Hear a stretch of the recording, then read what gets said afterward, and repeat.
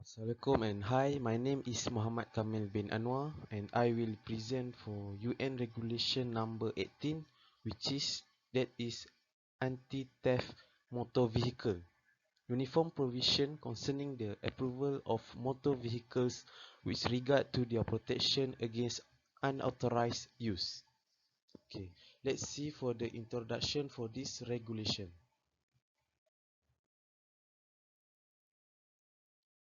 Introduction is a crucial strategy for preventing auto theft is the integration of security features into automotive design.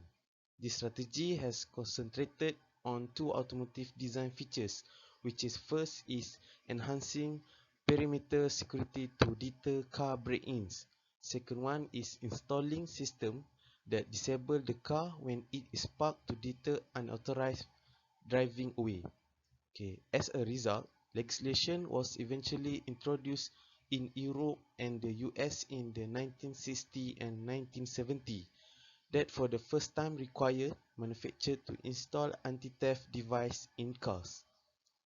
These rules were designed to stop vehicles from being driven away illegally and gave automakers a variety of choice, which is including gearbox locks, steering locks, and gear shift locks. Okay, the terminology for this regulation is first one is approval of a vehicle.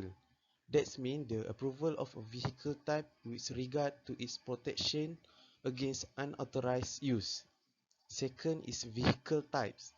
Vehicle types mean a category of motor vehicle of category M2, M3, N3 and N2 and N3, which do not differ in such essential respect as the manufacturer's indication of the vehicle type, the arrangement and design of the vehicle component or components on which the protective device act.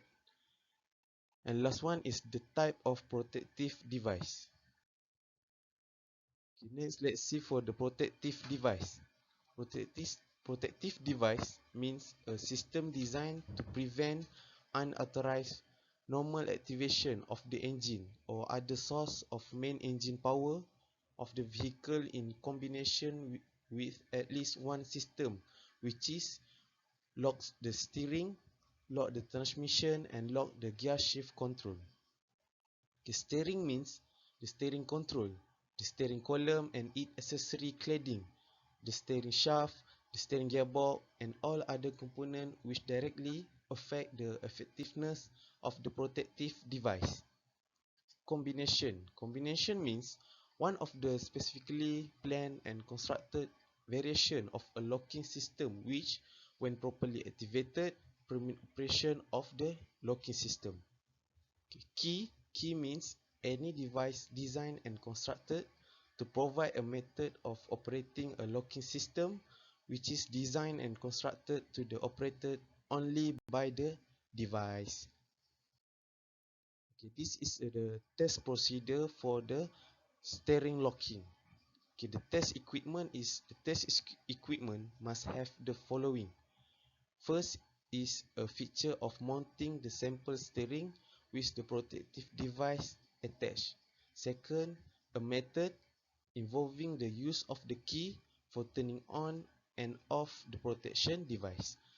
Okay, third is a method of spinning the protective device steering shaft. Okay, the test method for the steering locking is the feature is attached with a simple of the steering that include the protective device. The following operation make up one cycle of the test procedure. Okay, for the first method is start position. Unless the protective device is the sort that allow locking in any steering position, the protective device must be deactivated and the steering shaft must be adjusted to a position that precludes the engagement. Second, set to activate. By using the key, the protective device must be moved from the deactivated to the enable position. Third is activated. The steering shaft must be adjusted to have a torque of 5.85 Nm at the moment the protection device engaged. Okay, 4 is deactivated. By using the standard methods, the protection device must be deactivated with the torque by decreased to 0 to permit disengagement. Okay, 5 is return.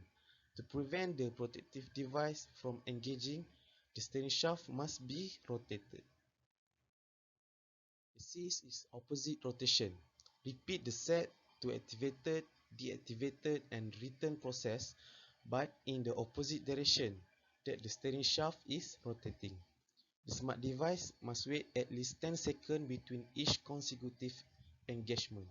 In each direction of the wheel producing test, 2500 locking cycle must be completed before the wheel producing cycle can be repeated. Okay, what to measure for this test? Okay, first one is protective device acting on the steering. The steering must be stopped by a safeguard mechanism. It must not be able to stop the protection device from working once it is activated. Once the protective device has gone through 2500 locking cycle in each direction of the wear generating test, it must still fulfill the specification. The protective device must be sturdy enough in its engaged state to survive the application on a 200 Nm torque in both directions about the axis of the steering shaft under static condition without causing harm to the steering mechanism that could jeopardize safety. The second is protective device acting on the transmission. The protection device must be durable enough to survive the application of a torque in both directions and under static condition that is 50% larger than the maximum torque that can typically be applied to the gearbox without suffering damage that would jeopardize safety. The maximum torque that can be transmitted by the clutch or an automatic transmission, rather than the maximum engine torque, must be taken into consideration when establishing the level of this testing torque. Okay, third is protective device acting on the gear shift control. The safeguard that act on the gear shift control must be able to stop any gear change. When using a manual transmission, just locking the shifting lever in reverse must be available and locking in neutral must also be allowed. It must be able to lock the mechanism in the parking position only in the case of automatic gearbox with such a position. Locking in neutral and or service or reverse must be also be permitted. Okay, the method to measure. The protection device must be built in such a way that it must be disabled in order to first is allow the engine to be started using the standard control. Second, the object that will be guided, driven or propelled ahead using its own power. The specification for the protective device must be made in such a way that only one key application is required to disable it. The protection device must be installed as original equipment on the vehicle. For example, equipment installed by the vehicle manufacturer prior to first retail sale. The key locking mechanism must offer at least 1000 unique key combination, or if less, a number equal to the annual production volume of all cars. In cars of the same type, each combination must occur about once every 1000 times. If a key withdrawal activates a device controlling the steering, transmission or gear change, the device must either need a minimum movement of 2 mm before activation, or it must have an override features to prevent inadvertent removal or partial withdrawal of the key. Requirement for this regulation is each kind of has been approved must be given an approval number. The first two digits, currently 03, which correspond to the 03 series of amendment that became effective on June 23, 2005, must identify the series of amendment that at the time the approval was issued included the most recent significant technical change to the regulation. Every vehicle that complies with a vehicle type approved under this regulation must bear an international approval mark of the following elements, which must be displayed prominently and in an easily accessible location as indicated on the approval form. A circle around the letter E, then the unique number of the nation that has granted authorization. Second, the approval number of the right of the circle, followed by the number of this regulation, the letter R, a dash, and the number. That's all from me. Thank you.